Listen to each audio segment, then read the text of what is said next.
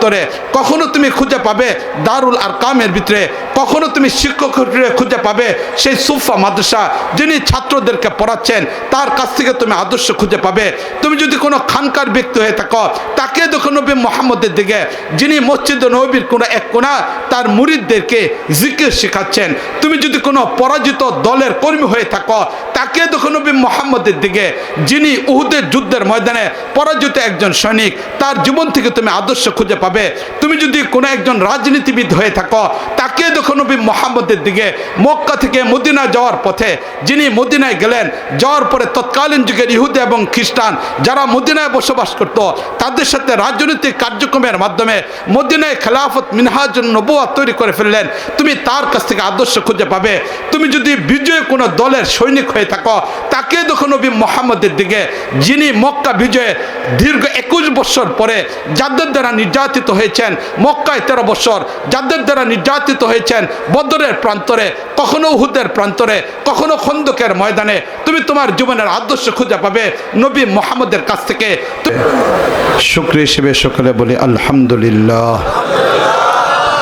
মুআজ্জাজ হাজরিন, আমি আপনাদের সামনে কোরআন কারীমের ছোট্ট একটা আয়াত তেলাওয়াত করেছি। খুব লম্বাচড়া কথা বলবো না, 7:45 বাজে, 8:30টায় আমি আমার আলোচনাকে শেষ করে দেব। এই অল্প সময়ের মধ্যে যেন আল্লাহ রাব্বুল আলামিন আমাদের সকলের উপকার হয় এমন কথাবার্তা বলা এবং শোনার তৌফিক দান করেন। মুআজ্জাজ হাজরিন, আমরা কম বেশি সবাই জানি যে জুলাই মাসে একটা বিপ্লবের মাধ্যমে আমাদের বাংলাদেশে দীর্ঘদিনের একটা শক্তিকে অপসারণ করে একটা আন্দোলন সফলতা এসেছে। জুলাই বিপ্লবের পরে আজ বলতে গেলে 4 মাস অতিবাহিত হয়ে 5ম মাস চলতেছে। বাস্তবিক পক্ষে এই বিপ্লবকে অবলম্বন করে বিভিন্ন মানুষের বিভিন্ন ধরনের স্বপ্ন ছিল, বিভিন্ন রাজনৈতিক দলেরও বিভিন্ন ধরনের স্বপ্ন আছে, কর্মসূচি আছে। কিন্তু বাস্তবিক পক্ষে কোন কর্মসূচিটা একটা দেশের জন্য উপকার হবে, কোন পথ পদ্ধতিটা একটা জাতির জন্য পরিবর্তন নিয়ে আসবে, বিশেষ করে সেই 71-এর 30 লক্ষ শহীদের রক্তের বিনিময়ে অর্জিত বাংলাদেশ, আবার জুলাই বিপ্লবের প্রায় বলতে গেলে 2000 মানুষের সেই বিপ্লবের পরবর্তীতে বাংলাদেশ, 2013-তে শাপলা চত্বরের শহীদদের বিনিময়ে বাংলাদেশ, এই সবগুলোকে যদি আমরা লক্ষ্য করি, তাহলে আসলে আমাদের কোন পথ আর পদ্ধতিটা অবলম্বন করা দরকার, আমাদের কোন পদ্ধতিতে কাজ করা দরকার, মূলত এই বিষয়টার উপরেই আমি সংক্ষিপ্ত কথা বলবো। বাস্তবিক পক্ষে মাহফিলগুলো শুধু একটা মাহফিল নয়, বরং একটা মাহফিল হলো একটা ক্লাস। একজন বক্তা তিনি তার জীবনের অভিজ্ঞতা লেখাপড়ার মাধ্যমে উন্মুক্ত জায়গায় আলোচনা করা, এটারই একটা জায়গা হলো আমাদের এই মাহফিলগুলো। তাই মাহফিলগুলো কোনো রাজনৈতিক প্রোগ্রাম নয়, বরং মাহফিলগুলো হলো উম্মার ভিতরে ইমানি জাগরণ তৈরি করার একটা পদক্ষেপ।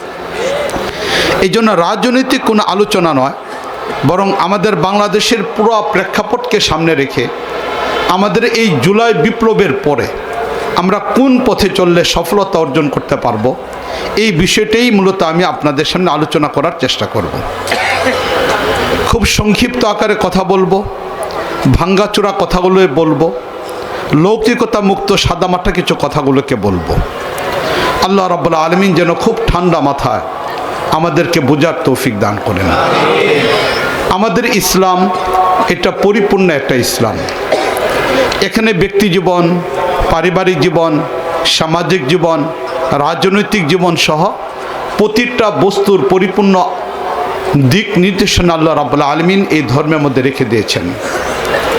রাসূল করিম সাল্লাল্লাহু আলাইহি ওয়াসাল্লাম মক্কার 13 বছর সেই কাফেরদের নির্যাতন নিপীড়ন সহ্য করার পরে যখন মক্কা থেকে মদিনায় গেলেন, সেই মদিনায় দীর্ঘ 8 বছর অতিবাহিত করার পর যখন মক্কা বিজয় হলো, মক্কা বিজয়ের আরও 2 বছর পর রাসূল করিম সাল্লাল্লাহু আলাইহি ওয়াসাল্লামের জীবনের 23 বছর যখন পূর্ণ হলো, এবার নবী করিম সাল্লাল্লাহু আলাইহি ওয়াসাল্লাম মালিকের ঘর বাইতুল্লাহ জিয়ারতে গেলেন।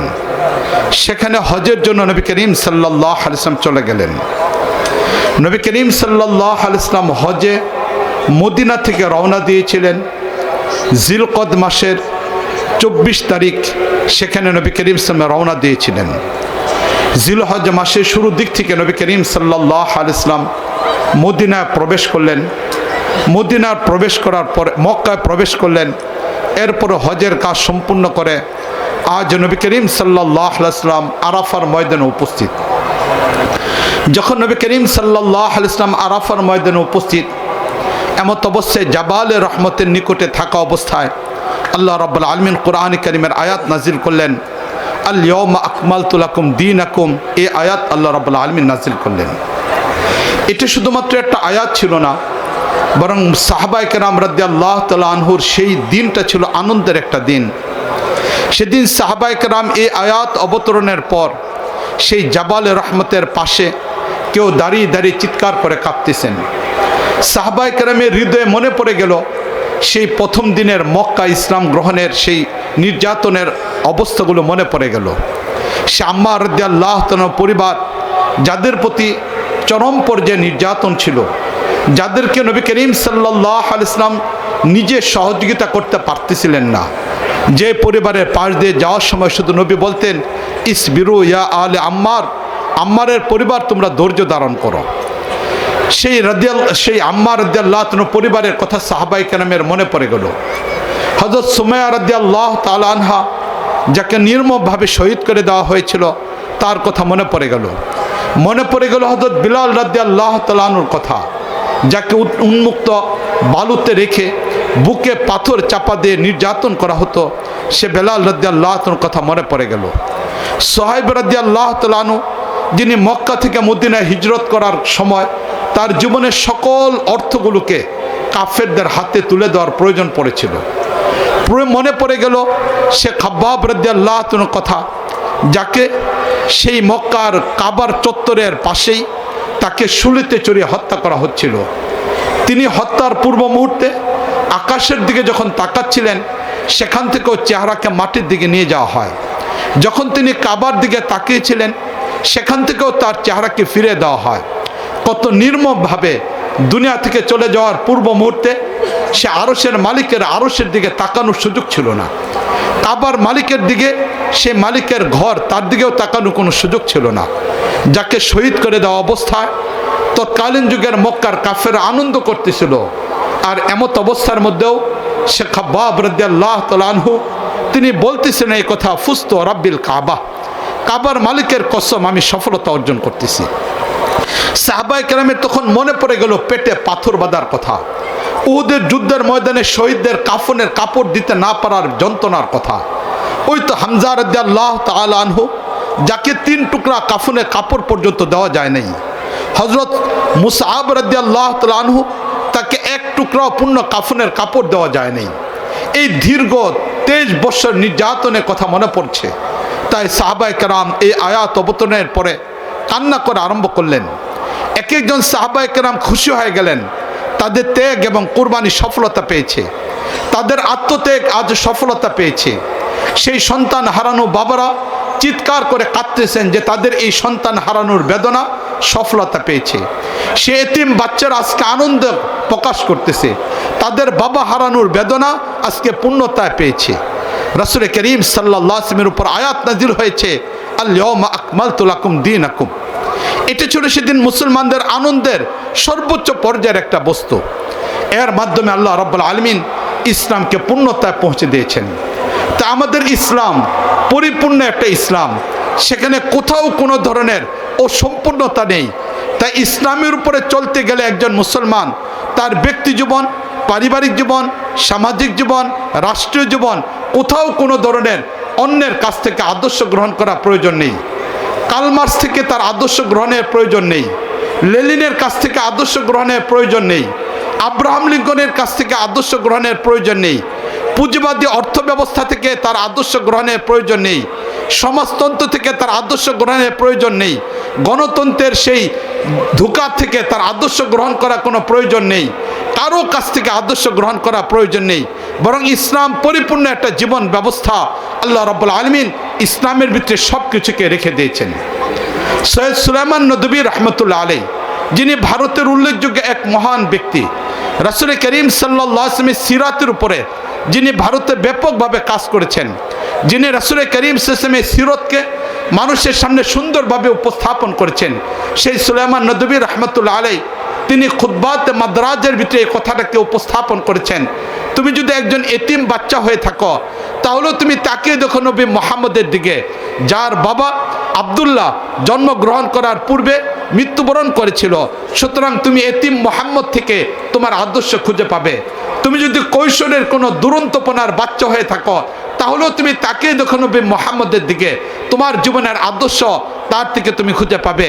তুমি যদি অল্প বয়সে অন্যের উপরে নির্ভরশীল কোনো ব্যক্তি হয়ে থাকো, যেমন নবী 8 বছর বয়সে তার দাদা ইন্তেকাল করেছিল এবং এরপর থেকে নিয়ে চাচার পরিবারে নির্ভরশীল একজন ব্যক্তি ছিলেন, তাহলেও তুমি অন্য কারো কাছ থেকে আদর্শ গ্রহণের প্রয়োজন নেই। অসহায় একজন ব্যক্তি নিজের জীবন কিভাবে কাটাইতে হয় তার দিক নির্দেশনা তুমি নবীর কাছ থেকে পাবে। সাহাবায়ে কেরাম জিজ্ঞেস করেছিলেন, হে আল্লাহ নবী, যখন আপনি চাচার উপর নির্ভর হলেন তখন আপনি কি করতেন? নবী করিম সাল্লাল্লাহু আলাইহি ওয়াসাল্লাম উত্তর দিয়েছিলেন, তখন চাচার পরিবারের বোঝা হতে চাই নাই, বরং আমি মক্কার মানুষগুলোর 1 টাকার বিনিময়ে বকরি চড়াতাম আর এই টাকা অর্জন করে চাচার পরিবারকে সহযোগিতা করার চেষ্টা করতাম। এই অসহায় অবস্থাও অন্যের উপর নির্ভর হয় নাই। তুমি যদি কোনো ব্যবসায়ী মানুষ হয়ে থাকো, তাহলেও তুমি তাকিয়ে দেখো নবী মুহাম্মদের দিকে, যিনি 12 বছর বয়সে চাচার সাথে ব্যবসা করার জন্য যাচ্ছেন।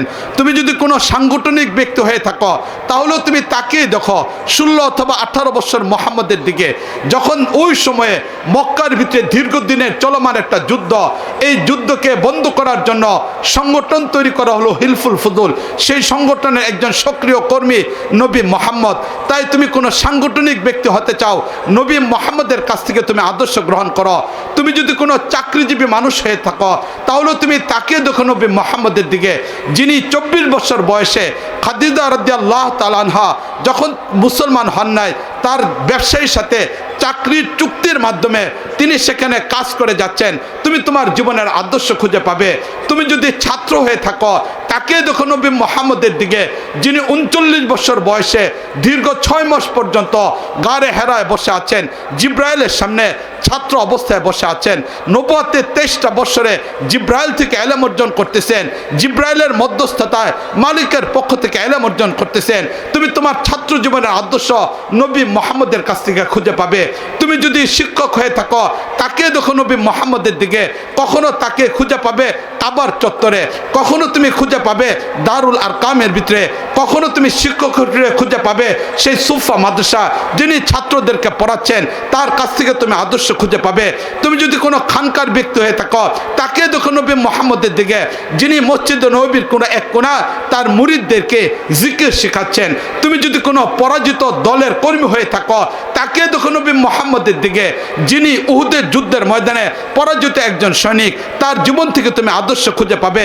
তুমি যদি কোনো একজন রাজনীতিবিদ হয়ে থাকো, তাকে দেখো নবী মুহাম্মদের দিকে, মক্কা থেকে মদিনা যাওয়ার পথে যিনি মদিনায় গেলেন, যাওয়ার পরে তৎকালীন যুগের ইহুদি এবং খ্রিস্টান যারা মদিনায় বসবাস করত, তাদের সাথে রাজনৈতিক কার্যক্রমের মাধ্যমে মদিনায় খেলাফত মিনহাজুন নবুওয়াত তৈরি করে ফেললেন। তুমি তার কাছ থেকে আদর্শ খুঁজে পাবে। তুমি যদি বিজয় কোনো দলের সৈনিক হয়ে থাকো, তাকে দেখো নবী মুহাম্মদের দিকে, যিনি মক্কা বিজয়ে দীর্ঘ 21 বছর পরে যাদের দ্বারা নির্যাতিত হয়েছেন, মক্কায় 13 বছর যাদের দ্বারা নির্যাতিত হয়েছেন, বদরের প্রান্তরে, কখনো উহুদের প্রান্তরে, কখনো খন্দকের ময়দানে, তুমি তোমার জীবনের আদর্শ খুঁজে পাবে নবী মুহাম্মদের কাছ থেকে। তুমি যদি পিতা হয়ে থাকো, তাকে দেখো নবী মুহাম্মদের দিকে, যার ঘরে 4 জন কন্যা সন্তান, 3 জন মেয়ে সন্তান রয়েছে। তুমি যদি একজন স্বামী হয়ে থাকো, তাকে দেখো নবী মুহাম্মদের দিকে, যার ঘরে একই সময়ে 9 জন স্ত্রী রয়েছেন। মুআজ্জাদ হাদরিন, তুমি যেই হও না কেন, যেখানেই থাকো না কেন, যে অবস্থায় থাকো না কেন, মালিক আল্লাহ রাব্বুল আলামিন ইসলামকে পূর্ণ করেছেন আর নবী মুহাম্মদের মাঝে আল্লাহ রাব্বুল আলামিন আদর্শকে রেখে দিয়েছেন। মালিক ঘোষণাই করেছেন, লাকাদ কানা লাকুম ফি রাসূলিল্লাহি উসওয়াতুন হাসানা।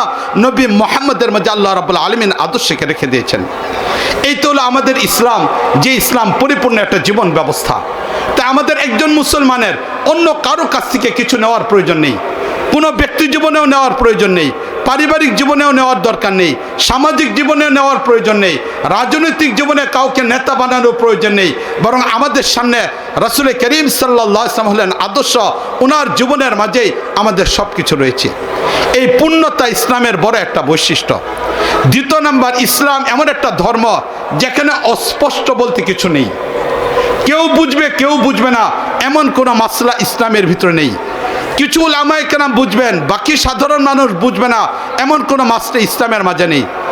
বাতিনি বস্তু বলতে ইসলামের মাঝে কোনো কিছু নেই। এটা পীর মুরিদেই বুঝবেন, অন্য কেউ বুঝবে না এমন কোনো এলেম ইসলামের মাঝে নেই। বরং ইসলাম পরিষ্কার পরিচ্ছন্ন একটা ধর্ম। সেখানে এমন বস্তু রয়েছে যা প্রতিটা মানুষ বুঝতে পারবে, প্রতিটা মানুষ আমল করতে পারবে, প্রতিটা মানুষ তার থেকে আদর্শ গ্রহণ করতে পারবে। আমাদের ইসলাম পরিপূর্ণ, যেমনিভাবে পরিপূর্ণ তেমনিভাবে পরিষ্কার একটা ধর্ম। রাসূল করিম সাল্লাল্লাহু আলাইহি ওয়াসাল্লাম হাদিসে মধ্যে ইরশাদ করেছেন, তারাকতুকুম আলা মিল্লাতি বাইদাই, আমি তোমাদেরকে পরিষ্কার একটা ধর্মের মাঝে রেখে যাচ্ছি। তারাকতুকুম আলা মিল্লাতি বাইদাই, পরিষ্কার একটা ধর্মের মাঝে তোমাদেরকে রেখে যাচ্ছি। লাইলুহা কানাহারিহা, যে ধর্মের রাত্রগুলো দিনের মতো আলোকিত। রাত্র আসলে অন্ধকার হয়ে যা, দিন আসলে আলোকিত হয়ে যা। ইসলাম নামক ধর্মের ভিতরে রাতের অন্ধকার বলতে কোনো কিছু নাই, সেটা পুরাটাই দিনের আলোর দ্বারা আলোকিত। তাই ইসলামের ভিতরে বাতিনি বস্তু বলতে কিছু নেই। ইসলামের প্রতিটা বস্তু সেখানে মানুষ আমল করতে পারবে, সেখানে প্রতিটা বস্তু পরিষ্কার। তাহলে আমাদের ধর্মটা এমন একটা পরিষ্কার।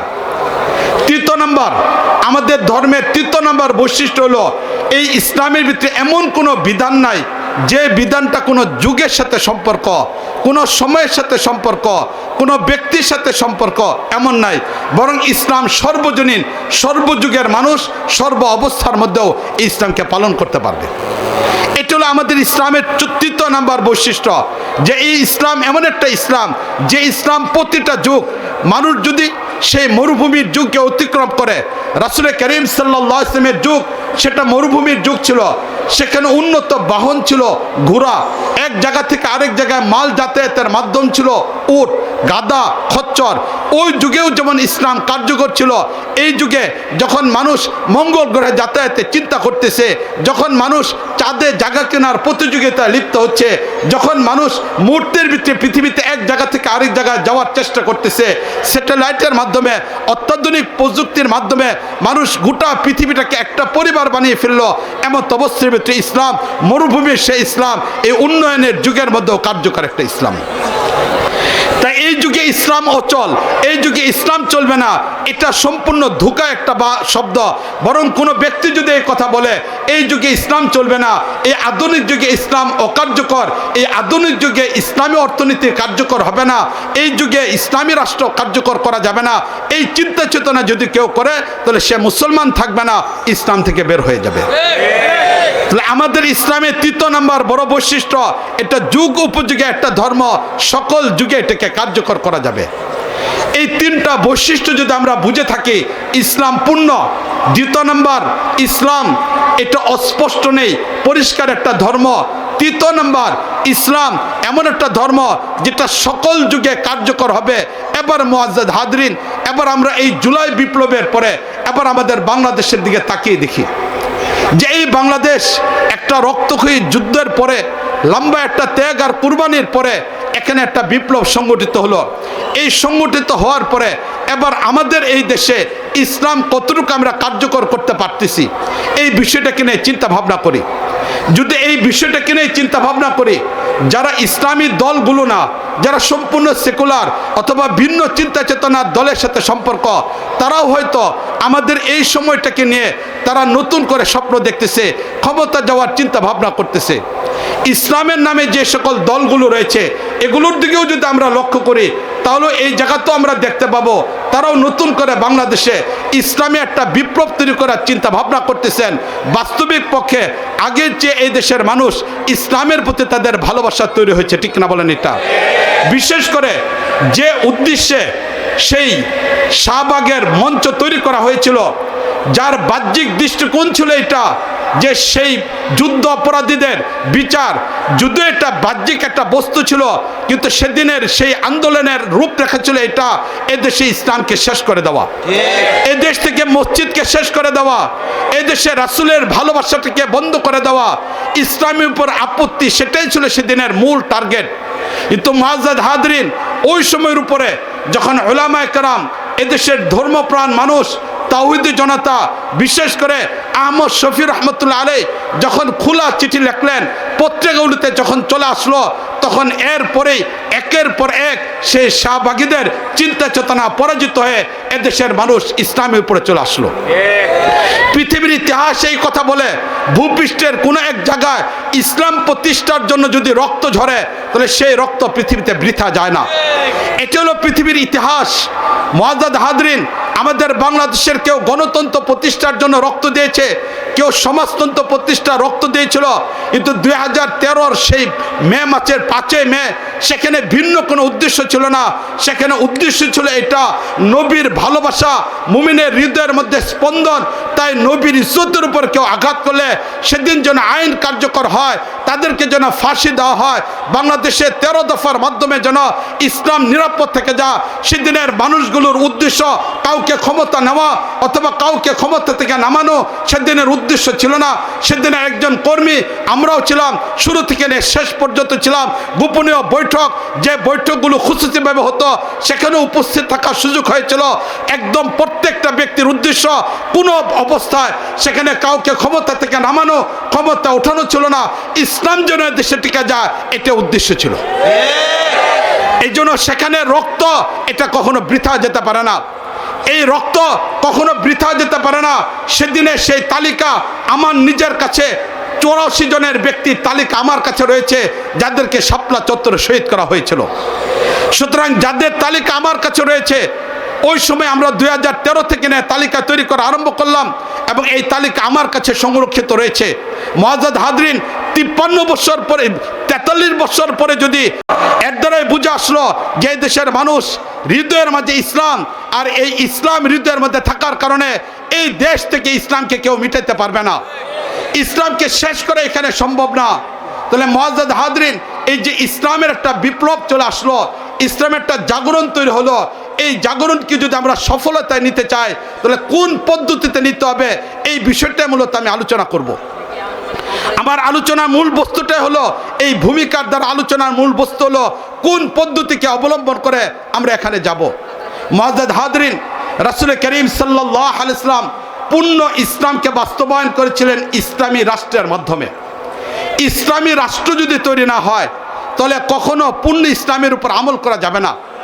আমরা একটু চিন্তা করে দেখি, আমাদের কোরআনে কারিমের মধ্যে আল্লাহ রাব্বুল আলামিন আকিমুস সালাত, নামাজ কায়েম করো, এই আদেশ আল্লাহ রাব্বুল আলামিন দিয়েছেন। এই আদেশের কারণে যখন এই মসজিদের মিনার থেকে আজানের আওয়াজ চলে আসে, আমরা মসজিদে চলে যাই। যেখানে মসজিদ নির্মাণের প্রয়োজন, সেখানে জনসাধারণ অর্থের মাধ্যমে মসজিদ নির্মাণ করে আল্লাহ সেই আদেশকে বাস্তবায়নের জন্য। যখন রমজান মাস চলে আসে, তখন আমাদের সামনে চলে আসে ইয়া আইয়ুহাল্লাযীনা আমানু কুতিবা আলাইকুমুস সিয়াম, তোমাদের উপর রমজানের রোজাকে ফরজ করা হয়েছে। তখন গোটা বাংলাদেশের ভিতরে রমজানের রোজা রাখার একটা আমেজ তৈরি হয়ে যায়, সবাই রোজার দিকে আমরা ধাবিত হই। মালিক আল্লাহ রাব্বুল আলামিন কোরআনে কারিমের মধ্যে বলছেন ওয়া আতুজ যাকাত, যে কোনো সময় জাকাত দেওয়া যায়, বিশেষ করে 70 গুণ সওয়াব বেশি পাওয়ার জন্য রমজানে আমরা জাকাত দিয়ে থাকি। যখন রমজান চলে আসে, তখন আমার দেশের মানুষ পায়ে পায়ে হিসাব করে জাকাত দেওয়ার জন্য চেষ্টা করে। মুআজ্জাজ হাজরিন, যাদেরকে মালিক আল্লাহ রাব্বুল আলামিন অর্থ সম্পদ দিয়েছেন, কোরআনে কারিমের আয়াত ইয়া আইয়ুহাল্লাযীনা আতিমুল হজ্জ ওয়াল উমরা, মালিক আল্লাহ রাব্বুল আলামিন হজ এবং উমরাকে পূর্ণ করার কথা বলছেন, এবং সম্পদশালী ব্যক্তিরা হজের দিকে চলে যান। তাহলে কোরআনে কারিমের এই আয়াতগুলোর উপরে আমাদের আমল হয়। যে আয়াতের মধ্যে আল্লাহ রাব্বুল আলামিন, যে কোরআনের মধ্যে আল্লাহ রাব্বুল আলামিন নামাজের কথা বলেছেন, রোজার কথা বলেছেন, হজের কথা বলেছেন, যাকাতের কথা বলেছেন, এই কোরআনের মধ্যে আল্লাহ রাব্বুল আলামিন চুরি করলে হাত কাটা হবে, চুন্নি চুরি করলে হাত কাটা হবে, এই আদেশ কোরআনের মধ্যে আছে, ঠিক না বলেন? এটা এই কোরআনের মধ্যে আল্লাহ রাব্বুল আলামিন জিনাকারী পুরুষ, জিনাকারী নারী, তাদেরও শাস্তির বিধানটা আছে। আজকে আমাদের বাংলাদেশ 53 বছর হতে চললো। এখানে অনেকে আছেন যারা এখানে 53 বছর বয়স হয়ে গিয়েছে, কিন্তু আজ পর্যন্ত আমার বাংলাদেশে চুরি করলে হাত কাটা হবে এই আয়াতের উপর আমল আমরা দেখতে পারি নাই। জিনা করলে শাস্তি দেওয়া হবে এই আয়াতের উপর আলাপ আমরা দেখতে পারি নাই।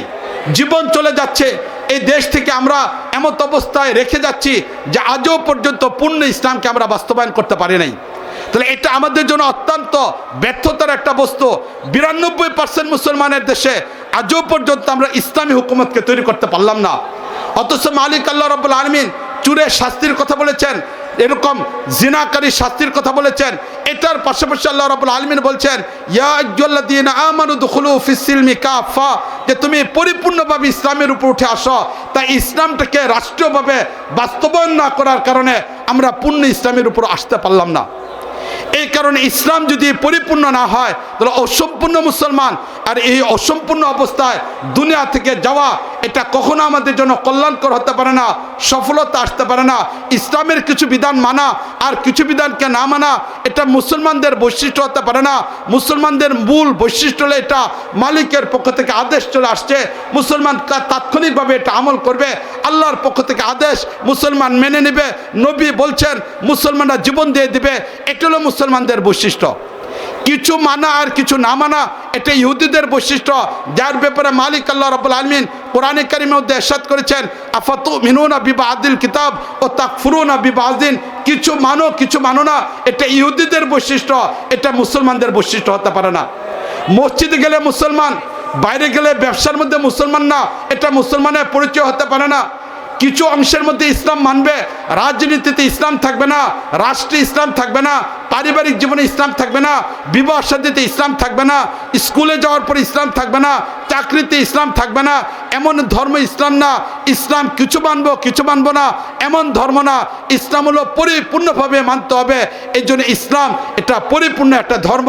আজকে আমরা লক্ষ্য করে দেখলাম আমার বাংলাদেশে ইসলামী হুকুমত না থাকার কারণে এই জটিলতা তৈরি হয়েছে যে আজ আমরা আমাদের শিক্ষাকে ইসলামের আলোকে সাজাইতে পারলাম না, রাজনীতিটা ইসলামের আলোকে সাজাইতে পারলাম না, আমরা কোনোটা ইসলামের আলোকে সাজাইতে পারলাম না। ঠিক কিনা বলেন এটা? অথচ রাসূল করিম সাল্লাল্লাহু আলাইহি ওয়াসাল্লাম মক্কা থেকে মদিনায় গেলেন। মদিনা যাওয়ার পরে নবী করিম সাল্লাল্লাহু আলাইহি ওয়াসাল্লাম নবুয়ত পেলেন 610 খ্রিস্টাব্দে। নবী নবুয়ত পেলেন 610 খ্রিস্টাব্দে, মক্কায় 13 বছর কাটালেন। এই হিসেবে 623 খ্রিস্টাব্দে নবী করিম সাল্লাল্লাহু আলাইহি ওয়াসাল্লাম মদিনায় চলে গেলেন। মদিনা যাওয়ার পরেই নবী করিম সাল্লাল্লাহু আলাইহি ওয়াসাল্লাম ইসলামী রাষ্ট্র ব্যবস্থা তৈরি করলেন। এই ইসলামী রাষ্ট্র ব্যবস্থা নবী ইসলাম তৈরি করলেন। এরপরে এই ইসলামী রাষ্ট্র ব্যবস্থার উপর ভিত্তি করে নবী করিম সাল্লাল্লাহু আলাইহি ওয়াসাল্লামের 10 বছর, খুলাফায়ে রাশিদিনদের 30 বছর, 40 বছর, উমাইয়াদের 93 বছর, আব্বাসীয়দের 578 বছর, এরপরে 52 বছর মৌলিক ইসলামী রাষ্ট্র ব্যবস্থা ছিল না। এরপর আবার ইসলামী রাষ্ট্র ব্যবস্থা ফিরে আসলো উসমানীয়দের মাধ্যমে। 1924 পর্যন্ত মুসলিম বিশ্বে ইসলামী খেলাফত ব্যবস্থা ছিল। এই ইসলামী খেলাফত ব্যবস্থা মুসলিম বিশ্বের ভিতরে 1924 পর্যন্ত ইসলামী খেলাফত ব্যবস্থা ছিল। এই খেলাফত ব্যবস্থার উপরে আফ্রিকা ইসলামী খেলাফতের অধীনে ছিল, ভারত উপমহাদেশ ইসলামী খেলাফতের অধীনে ছিল, সেই ইউরোপ ইসলামী খেলাফতের ব্যবস্থার মধ্যে ছিল। গোটা পৃথিবীর 3 ভাগের 2 ভাগ ইসলামী খেলাফত ব্যবস্থার উপরে ছিল।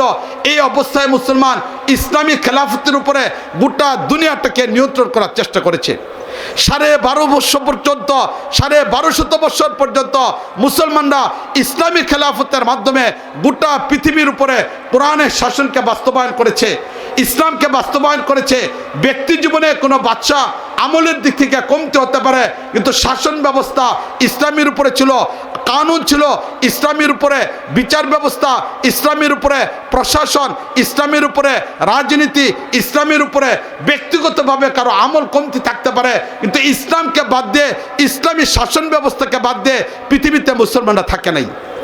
মুআজ্জাদ হাজরিন, এই বিগত 1924 এসে যখন উসমানী খেলাফতের পতন হয়ে গেল, উসমানী খেলাফতের পতনের ইতিহাসের দিকে আমি যাচ্ছি না, সেখানে ইহুদিদের ষড়যন্ত্র, খ্রিস্টানদের ষড়যন্ত্র, সম্মিলিত এক ষড়যন্ত্রের কাছে তুর্কি খলিফার সর্বশেষ বাদশাহ, সেখানে তিনি যখন আব্দুল মজিদ পতনের দিকে চলে গেলেন, তিনি আর এটিকে ধরে রাখতে পারলেন না। কিন্তু এরপরে ইসলামী খেলাফতকে টিকে আনার জন্য, আবার পৃথিবীতে ইসলামী খেলাফতকে প্রতিষ্ঠা করার জন্য বিভিন্ন মানুষ বিভিন্নভাবে কাজ করে যাচ্ছে। মুআজ্জাজ হাজরিন, ইতিহাসের দিকে তাকিয়ে দেখি 1917-তে ইখওয়ানুল মুসলিমিন নামে মিশরের মাঝে একটা সংগঠন তৈরি হলো, যার ইংরেজি নাম হলো ব্রাদারহুড। এরা গণতন্ত্রকে সামনে রেখে তারা আবার ইসলামের ইতিহাসে নতুন করে খেলাফত ব্যবস্থাকে টিকে রাখার জন্য পরিকল্পনা নিয়ে ইমাম হাসান আল বান্না রহমতুল্লাহ আলাইহির মাধ্যমে তারা এই সংগঠনকে তৈরি করলো 1917-তে। তাহলে ব্রাদারহুড 1917-তে তৈরি হলো ইমাম হাসান আল বান্না। ইমাম হাসান আল বান্না, ওনার বইগুলো আমি পড়ি, ওনার বইগুলো আমার হৃদয়ের মধ্যে অনুপ্রেরণা তৈরি করি। এই জন্য ওনার নামের ক্ষেত্রে আমি ইমাম শব্দটাকে ব্যবহার করি। সর্বোচ্চ পর্যায়ের সম্মান আমি ওনাকে প্রদর্শন করি, ইমাম হাসান আল বান্না রহমতুল্লাহ আলাইহি। কিন্তু মুআজ্জাজ হাজরিন, এই হাসান আল বান্নার মাধ্যমে ইখওয়ানুল মুসলিমিন ব্রাদারহুড 1917-তে তৈরি হলো, কিন্তু আজ পর্যন্ত তারা পৃথিবীর একটা জায়গাতে 1 ইঞ্চি জায়গার মাঝেও ইসলামকে প্রতিষ্ঠা করতে পারেনি। আন্দোলন হলো, সফলতা হলো, মিশরের সর্বোচ্চ পর্যায়ের ক্ষমতা চলে আসলো, কিন্তু এরপরও আজ পর্যন্ত শুধু মিশর নয়, ইখওয়ানুল মুসলিমিন বিশ্বের বিভিন্ন জায়গায় বিভিন্ন দেশে তাদের শাখা সংগঠন আছে, বিশ্বের বিভিন্ন জায়গায় তাদের রাজনৈতিক কর্মসূচি আছে, তাদের বিভিন্ন পরিকল্পনা আছে, কিন্তু এই 100 বছর পর্যন্ত হয়ে গেল ইখওয়ানুল মুসলিমিন যে পদ্ধতির মাধ্যমে পৃথিবীতে খেলাফত ব্যবস্থাকে